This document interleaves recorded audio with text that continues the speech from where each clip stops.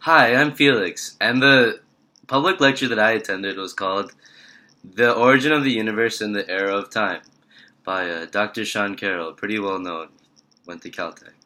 Um, so basically, this lecture talked about what uh, Dr. Carroll was explaining related to entropy in the universe.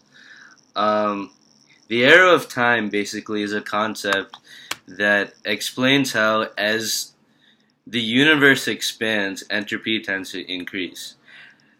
And processes that increase entropy generally can't have their entropy decreased. So, yeah, entropy measures how disorderly a system can be. Uh, Dr. Carroll was explaining that the Big Bang actually had low entropy if you actually think about it. Because even as we speak, the universe is still expanding. So, in order for there to be this much entropy now, think about how much entropy there had to be when the universe was still small and developing, right? Um, so the arrow of time basically causes the universe to operate outside of equilibrium. Um, Another thing that Dr. Carroll talked about was the sun. So he said that the sun came into being because uh, the entropy of all the gases that the sun is made up of came together, and uh, in that way, it broke what everything about what we thought about entropy, right? Um, so, um, so the only way that we can actually explain the reason why before the Big Bang our universe had a very low entropy is by looking at the universe before the Big Bang, right? Um,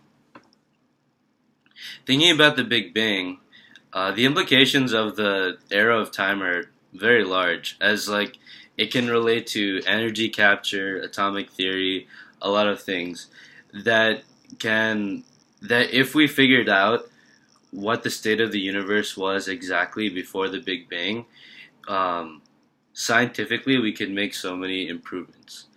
Uh, like talking about like new ways of renewable energy or figuring out different things about atomic theory or how evolution came to be, and then figuring out how some things on Earth, like how old they actually are. Um, yeah.